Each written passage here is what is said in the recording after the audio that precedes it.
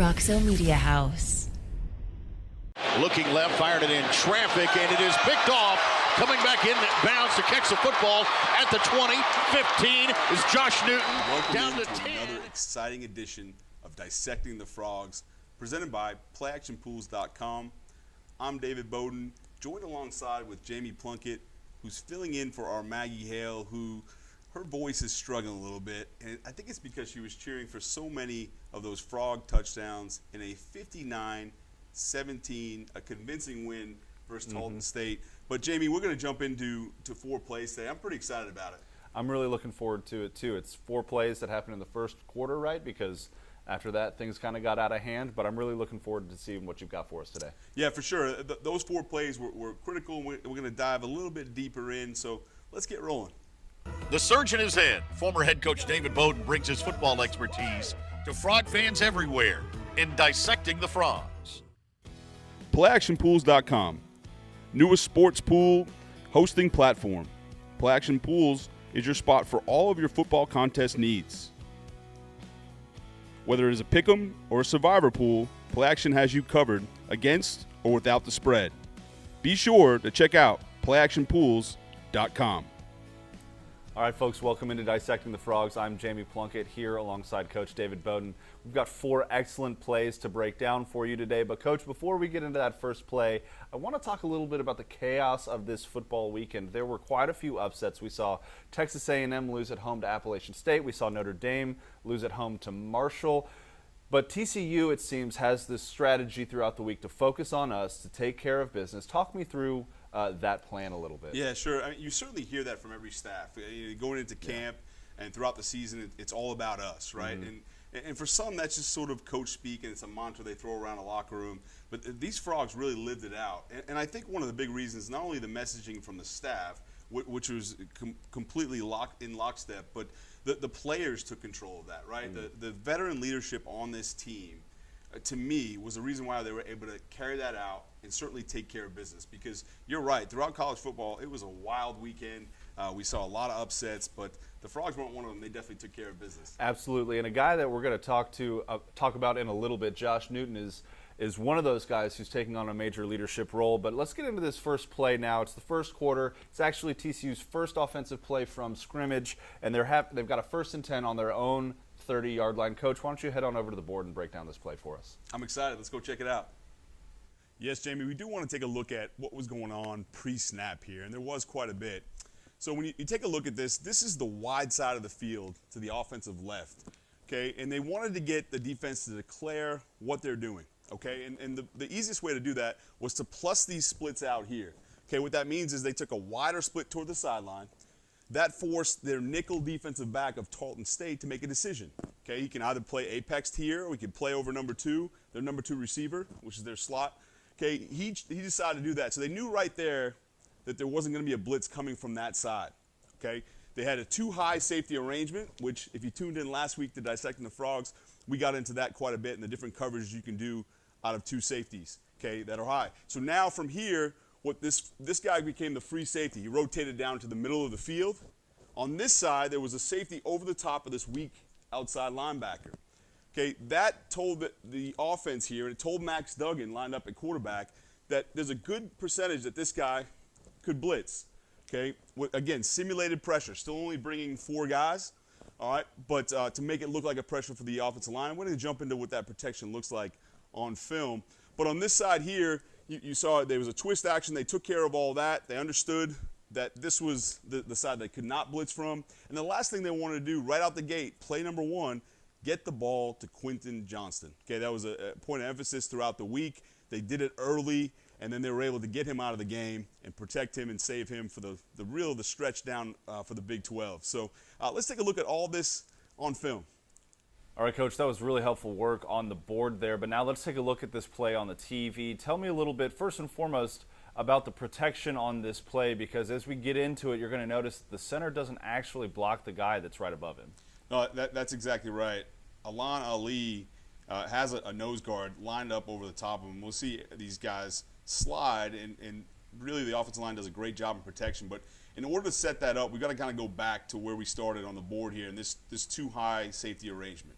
okay? And offensive lines are getting better and better in seeing safety rotation and understanding that sort of thing. And so we'll start there. If you take a look at these guys, okay, and this is the plus split I referred to on the board as well out here, okay? They're wide. Normally this guy might be around the hash, this inside receiver, okay, but they plussed out here, and they did that so they can get an idea of where that nickel defender was going to be. Okay, so that sets this up, it sets the table for all of this, okay, in this discussion. Now on this side, you see the safety behind their weak side linebacker. Okay, so now they know there's a good chance that he's going to be the fourth rusher. Okay, Gotcha. he's going to be the guy that comes here. Okay, and now this safety is going to play man-to-man here. We've got man-to-man. We already know that pre-snap. His eyes are locked in on the receiver. His eyes are locked in on the receiver down bottom on Quentin Johnson. So we know we've got man-to-man here. Okay, once we're going to play it here, we'll see the safety rotation. He rotates down to play man. This safety's working to the middle of the field, and we've got man underneath. Here comes that fourth rusher we were talking about. We'll take a look at the end zone film here, Jamie. You can see exactly what we're talking about. We'll see this weak outside linebacker, okay, blitzing. So the offensive line is going to set their protection where? Towards the blitz, right? Yeah, right. I mean, it just makes sense. So they're going to make sure they're going to slide this protection to that fourth rusher, okay? If he becomes a fourth rusher, they're going to slide it this way. That's why, as we started, when we set this thing, Alon Ali doesn't block the nose guard, because he's going to slide to the next gap. He's responsible for that gap. So this allows us, as we play this here, you see the offensive line take good sets. They've got their hands up. They're able to handle this twist over here. Okay, Alon Ali just sticks out his left arm just enough to give any kind of presence to the nose guard, right? Yeah. Steve does a great job picking this thing up. All right, so they do a great job in protection, but it all started with that pre-snap deal from Max Duggan to the center throughout the offensive line, and making sure they knew, they knew exactly what was happening pre-snap, right? And then it allowed them to get into that protection. Lastly, I want to take a look, if I can go back to the wide side just quickly. When you look at this play fake and what it does to this linebacker, okay, we know that Quentin Johnson ends up in this area, all right? If we don't hold him with the play fake, this linebacker is going to bail out of there, and has a chance to make a play on that football, right? Yeah. But by holding him with the play fake, it's just quick. Okay, it freezes him just long enough.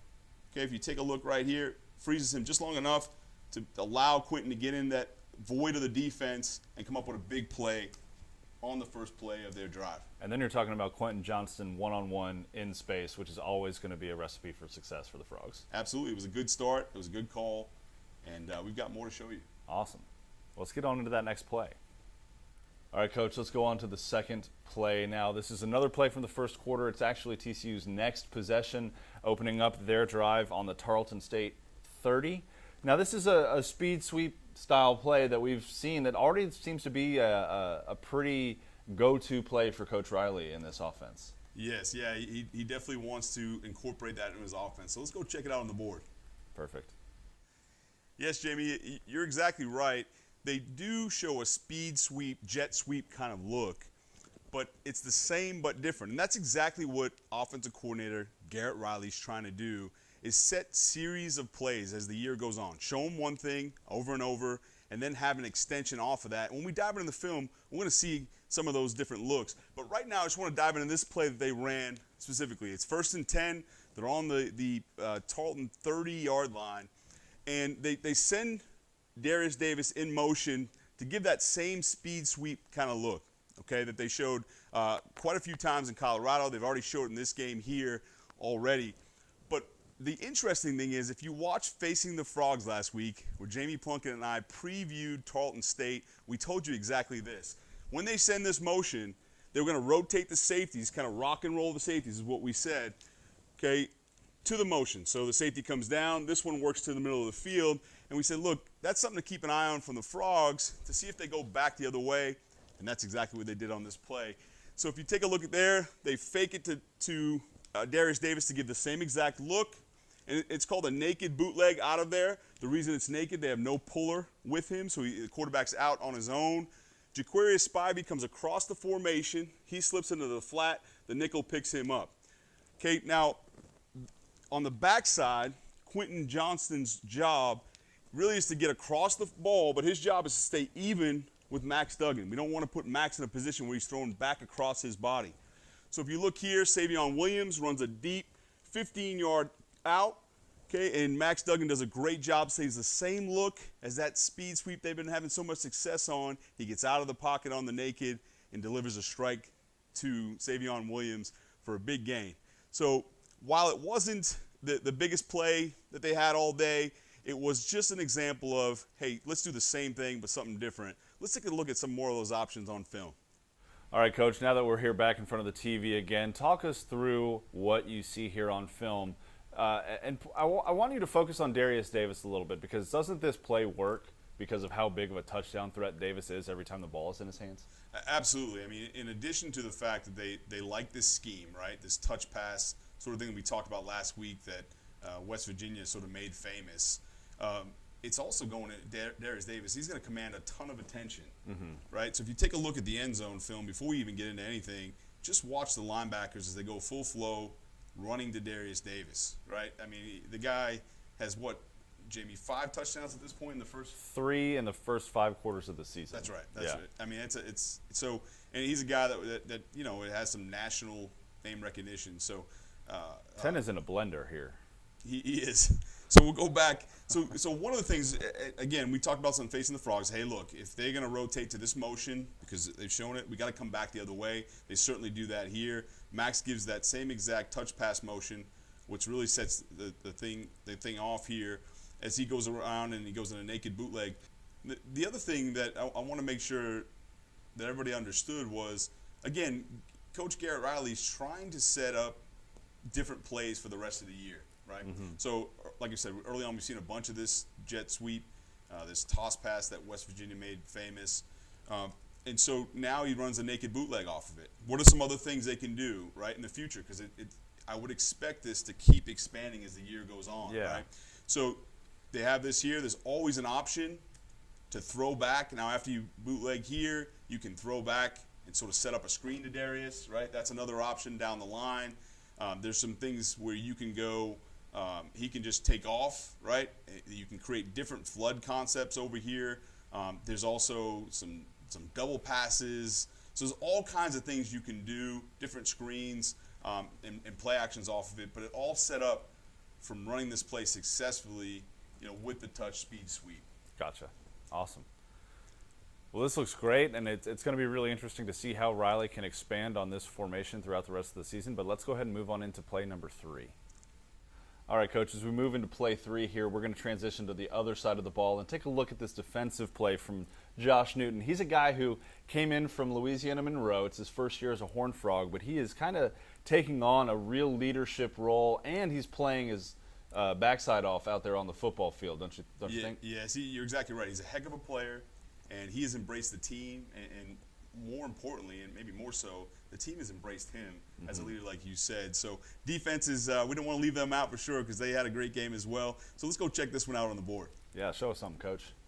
Well, if Jamie Plunkett comes into Dissecting the Frogs and tells me to get over to the board, I listen. So I'm over here now, and we're going to take a look at this formation. This is really the first time for the Frogs you can see them in their quote-unquote base defense. So this is more of that stack look that they're known for, that 3-5-3. So now we have a 1 high safety, and they're also going to play man-free, which we talked a little bit with Tarleton early on.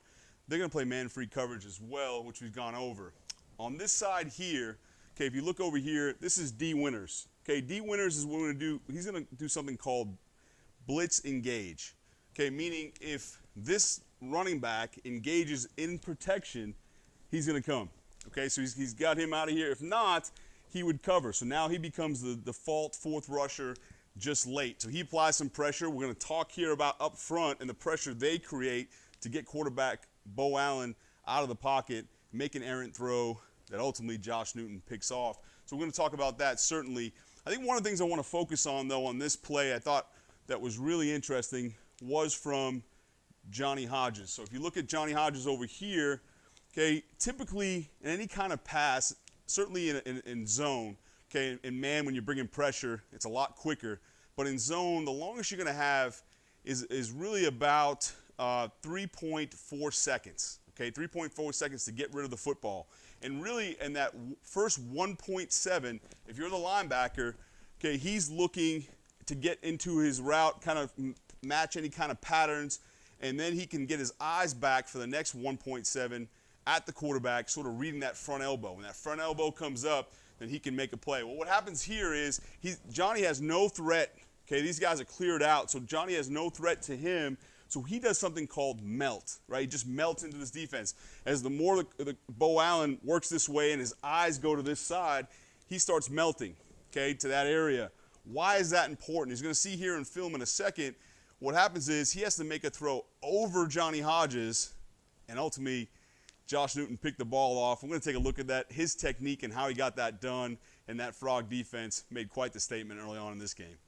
All right, Coach, so now that we've got the play up on the screen here, walk me through Josh Newton and his technique on this play.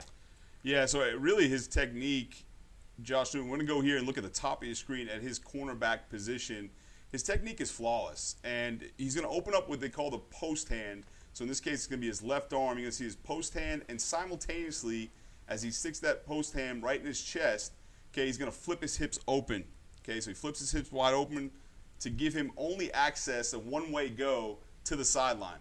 And not only does he take him to the sideline, he takes him right out of bounds, right into that down marker, in fact, as you take a look here. And so we're at the game, Jamie. I know some people had said, I heard some people throughout the game saying, well, isn't he, he can't be allowed to touch the football when he comes back in bounds, be the first one to touch the football. Right. And really that only applies to an eligible receiver, okay? The only thing Josh Newton has to do here is reestablish himself in the field of play.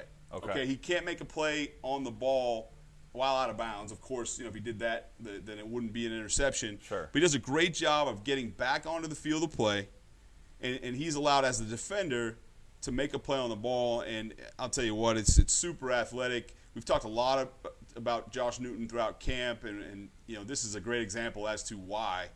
So he makes a great play here. Awesome, and he's allowed to do that and go one-on-one and win his battle here because he's got some help from other guys on the field, doesn't he? He sure does, and we want to take a look at that as well because they're playing great team defense right now, are the Frogs. And so when you look down here, we're going to start again. What we talked about on the board with Johnny Hodges, and so if we can take a look here at this first stacked linebacker, we'll take a look and move this down here, and we move our eyes to Johnny Hodges.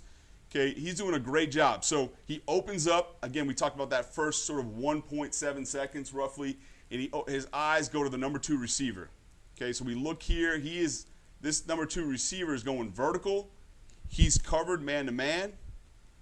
Okay, so that he's out of the play. So now really Johnny has no threat to his side. So his eyes go back to the quarterback. As you can see, he squares up. His eyes look back here at Bo Allen, and that's when we start that melting process, right? So he starts to melt. And why that's big is because now that's an extra defender that Bo has to throw over, okay, in order to make the play. Now, of course, it's not comfortable for Bo Allen back here, is it? No, it's not. And so one of the things we talked about earlier, we're going to move this over and take a look over here at D. Winters. So D is in a blitz engage. Okay, he steps up on the play fake, but now he sees the running back go into protection. Now he triggers and goes to try to make a play on the quarterback. So now we've got pressure here. The running back comes off to try and help out.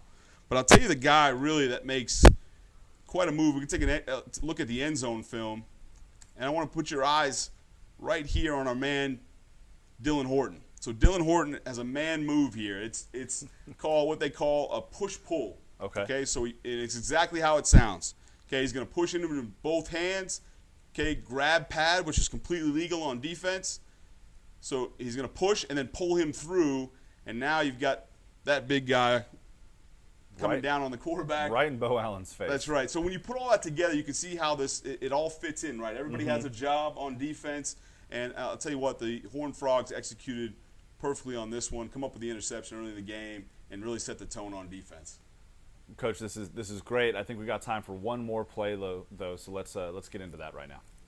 All right, Coach, we got time for one more play on this week's episode of Dissecting the Frogs. We're going to go to a play about midway through the first quarter now. It's right after TCU has scored a touchdown, and, this play, it's a 2-point conversion, and I think it's really got a couple of different purposes here. One, it's going to get the Frogs back on track kind of scoring-wise, and, they've already had some kicking woes at this point in the game with a missed extra point and a missed field goal, so it's an opportunity to maybe send a message to a kicker here as well. Yeah, I think you're exactly right. I think those two things, and also a third thing, Jamie, what it does is put something on film that every other opponent now has to practice. So they spend at least about 5 minutes every single day, and those add up over time. So it's another thing to put on film, and it's actually a lot of fun. So we should go check that out. I'm excited to see it. Get over to the board. Jamie, I'll gladly go to the board this time because it's really a fun play to end the show with. The Frogs line up in a swinging gate formation, something that's been around since the beginning of time in football. More recently, when you look back at the Chip Kelly days at Oregon, he lined up in this and sort of was a resurgence of this formation. Now, the Horned Frogs could have just lined up in this just to give their upcoming opponents something to work on, but you know, we're going to look into the many options that they can run out of this, just in case we see it later on in the year. But you look at the long snapper, Brent Matisic here. He is actually ineligible. I mean, excuse me, he's eligible. And a lot of people at the stadium didn't pick up on this. They thought he was covered up. But it was really quite clever by the Frogs. The outside receiver is off the football. Okay, that means he's not covered up. The guard to his right is actually off the football as well, meaning he's in the backfield. So they have the legal amount of guys on the line of scrimmage, but the long snapper is uncovered on this side. So theoretically, if they wanted to, he could go out for a pass. Okay, the quarterback could roll out. He can hit him on a pass if he'd like. If they like the matchup out here, okay, then they can gladly just take that. They could throw it out there. That's another option. They could, if they like numbers, and again, last time on Dissecting the Frogs, one of the things we talked about in terms of an attack is space and numbers. This is certainly a case of the call is versus the numbers. So if they liked it over here and they had more guys than the Texans do, then what they'll do is just shovel it here. And that's really where the swinging gate comes from. He'll take the ball in one continuous motion. That's important. The call is you don't have to snap it between your legs for it to be legal, but it does have to be one continuous motion. So he would shovel it to Darius Davis, and he just take it into the line of scrimmage if they like the numbers there. The Frogs said, hey, look, we got Darius Davis here, and we got a lot of space over to this area. Okay, so they just sent him in motion. They used that touch pass on the speed sweep that they've been showing off quite a bit already early on in the season. The safety followed over, but to be honest, he was no match for Darius Davis. So he just basically walks into the end zone, and that's what we saw on Saturday night. But as you can see, there's plenty of options with this. And so let's take a little deeper dive on film. All right, Coach, we got the final play up here on the screen. This is a beautifully designed two-point conversion here, but Sam Jackson is on the field because he is the quarterback they want to run this play, right? Yeah, I agree with that. He's designed for this, right? He's the perfect guy to go to.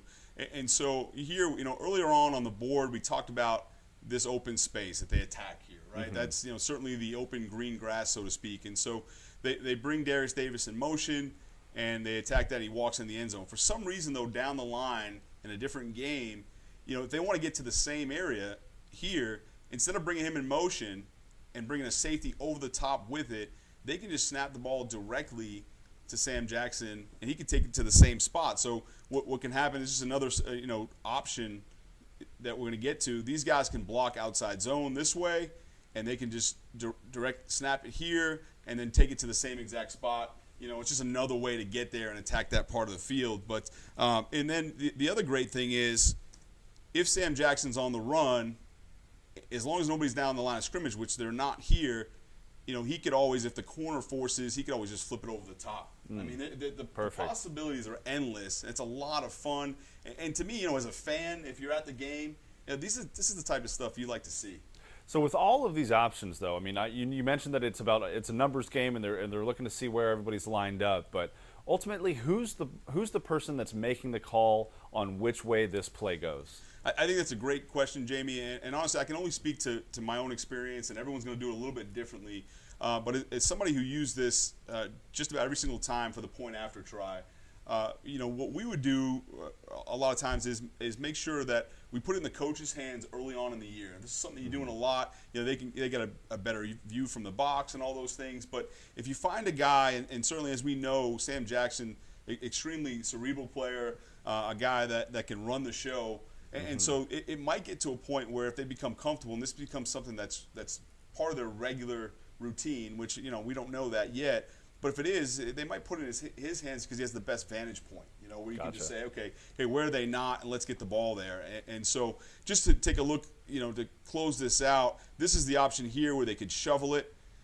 They can go attack this area here, or they can even send out him on a pass, and they can create some kind of sprint out that way. I mean, the opportunities, again, are endless, and to me, it's just a lot of fun. Yeah, Coach, this just becomes such a more dynamic play, I think, because Matisic is eligible, like you pointed out on the board. That's an aspect that I don't think many people are going to recognize, and defenders probably aren't going to recognize in the moment either. For sure, and you can see here, if this is an opportunity, they could have went to this one as well without bringing them in motion. They've certainly got more than the defense, right? And so that's an opportunity for them to shovel it. And so, yeah, you're exactly right. But I hope we continue to see this throughout the year so we can kind of see some of these options come to fruition. All right, Coach. Well, I think that's going to do it for another excellent episode of Dissecting the Frogs. Thank you for having me on. I really appreciate it. I know I think you're taking next week off for the bye week, but then after that, we've got a couple really interesting games coming down the pipe for us to break down. Yeah, absolutely. Jamie, enjoyed it. Had a lot of fun, and I'm glad that you were able to keep Maggie's seat warm while she's gone. But you're welcome back anytime as well, and I'm sure she feels the same way. But no, it was a lot of fun, and we're going to go into the bye. We might do a little bit something different during the bye week, but then, of course, they're playing that team out in Dallas, and so we'll certainly break that one down. And then again, when they return home against Oklahoma. So really excited to jump into that. There's a lot of fun stuff coming up. But we certainly want to thank you for joining us on Dissecting the Frogs, and make sure you join us next time. Roxo Media House.